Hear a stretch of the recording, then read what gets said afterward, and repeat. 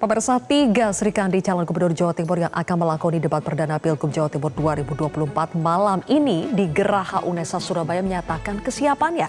Cagup Jawa Timur nomor urut 1 Lulu Nur Hamidah mengaku akan mengalir dalam debat, sementara Kofifa Indar Parawansa menyatakan siap tampil prima, sedangkan Tri Risma hari ini mengaku tidak ada persiapan khusus dalam menghadapi debat.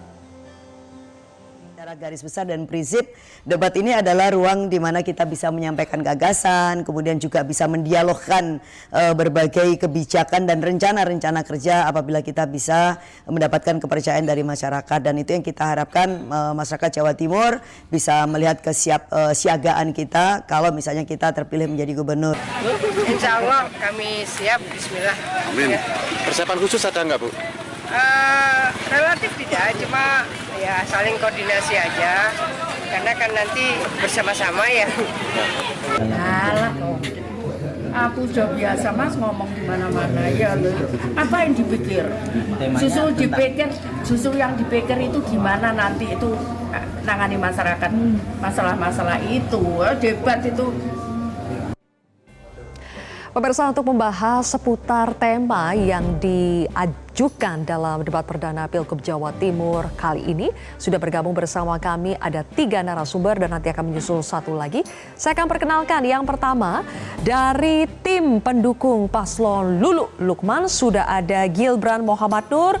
Gilbran, selamat malam. Selamat malam, Mbak. Ya, terima kasih sudah hadir Gilbran. Berikutnya juga ada juru bicara pasangan Kofifa Emil, yaitu Ali Afandi. Mas Ali, selamat malam. Selamat malam, Mbak. Kita masih menantikan kehadiran dari tim pendukung paslon Risma Gus Hans, yaitu Aryo Seno Bagaskoro, yang mudah-mudahan bisa segera bergabung bersama kita di sini.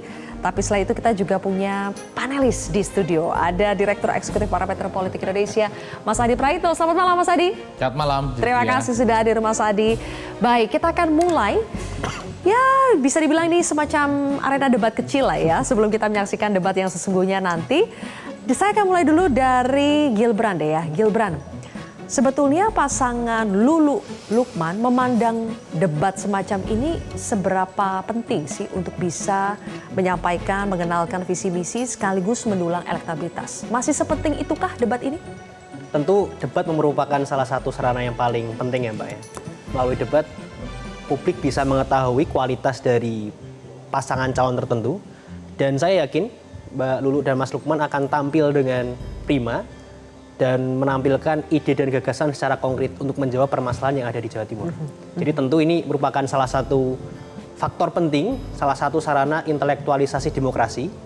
Dan bagi kami tim Lulu dan Lukman, agenda ini merupakan agenda yang sangat sentral. Ya. Dan kami sudah menyiapkan berbagai macam hal untuk ini. Apalagi ini perdana ya, perdana juga sebagai kontestan. Iya. Sehingga pasti antusiasmenya masih tinggi ya untuk pasangan Tentu, Lulu Lukman ya.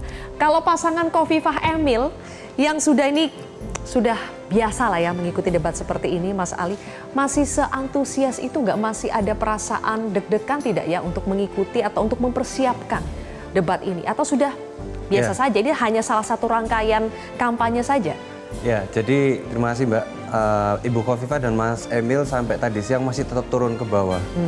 Kita tentu mempersiapkan data dan fakta yang prestasi selama 5 tahun kebelakang ini.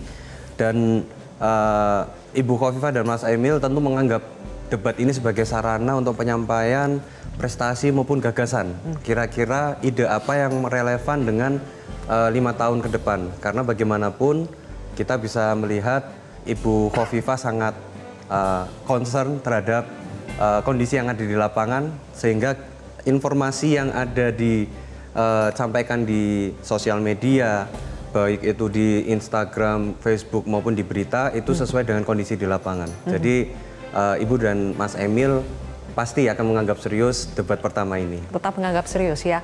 Karena kan seperti sekarang kita sudah bisa menggali berbagai macam visi misi program kerja, kegiatan dari para paslon ini di media, di sosial media. Kita bisa paham gitu sebetulnya tanpa dilaksanakan debat-debat. Ini kan salah satu sarana yang memang disediakan oleh negara, oleh KPU untuk bisa memfasilitasi masyarakat memahami lebih jauh visi misi.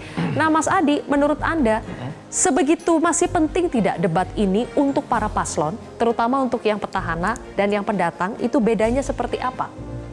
Ya, saya kira tentu penting ya debat itu di luar konteks untuk kebutuhan politik elektoral, warga di Jawa Timur memang harus mencatat satu persatu apa kira-kira janji politik yang akan disampaikan oleh paslon 1, 2, dan 3. Karena memang kecenderungan rata-rata secara umum, kalau paslon bicara itu kan canggih, bicaranya itu luar biasa, pro dengan rakyat, pro perubahan, dan pro pembangunan yang berkeadilan dan merata di semua bidang tentu saja, di bidang ekonomi, di bidang politik, sosial, dan seterusnya.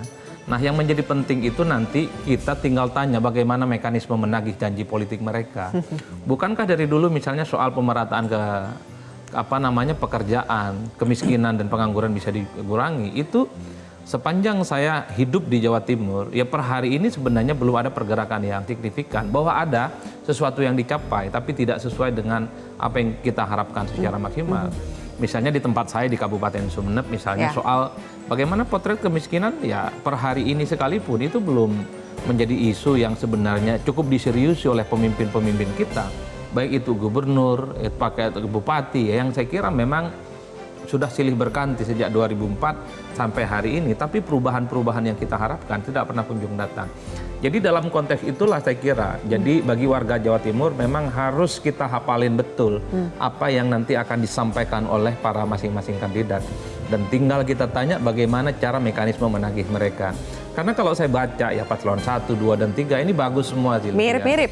Jadi siapapun yang jadi gubernur, kalau ide-idenya ini diadopsi, saya hakul yakin bahwa gubernur Jawa Timur akan membawa Jawa Timur itu akan go internasional, kompetitif, pembangunannya inklusif, tidak hanya berpusat di daerah-daerah tertentu. Nah, yang menjadi rumit adalah mekanisme kontrol, mekanisme untuk menagih janji politik para politisi ini yang sebenarnya. Oleh karena itu bagi saya selalu mengatakan beberapa hari yang lalu, orang Jawa Timur harus melek bahwa persoalan visi misi ini bukan lagi soal janji-janji yang bagus, tapi bagaimana cara menagih bahwa apa mereka akan melakukan perubahan signifikan, itu yang paling utama. Oke, kalau menagih janji itu kan agak di ujung ya, Mas Adi ya. Ketika terpilih baru kita bisa tagih janjinya. Nah, persoalannya untuk debat sendiri, sarana debat ini masih sebegitu dinantikan tidak oleh masyarakat, sementara kita sudah punya platform lain yang jauh lebih canggih, misalnya sosial media. Betul bahwa menagih janji para calon itu memang di ujung, tapi Zilbia begini, saya berharap di antara 3 kandidat ini mengatakan bahwa persoalan kemiskinan di Jawa Timur akan selesai dalam 2 tahun. Itu harus diukur semacam schedule time yang harus dijelaskan kepada publik. Kalau janji-janji yang disampaikan ini kan sifatnya umum, dia normatif, dia sangat ilmiah dan sangat sulit untuk bisa diukur. Misalnya bagaimana cara menekan angka kemiskinan di Jawa Timur supaya tidak 2 digit lagi. Kan per hari ini masih 2 digit lah, sekitar 10%. Bisa tidak dalam kurun 2 tahun, 3 tahun kemiskinan itu bisa berkurang jadi 8%. Bisa tidak pengangguran yang jumlahnya signifikan itu bisa dikurangi minimal separohnya dalam waktu 3 tahun. Jadi janji-janji yang terukur yang semacam ini yang mestinya harus kita tagih dari sekarang.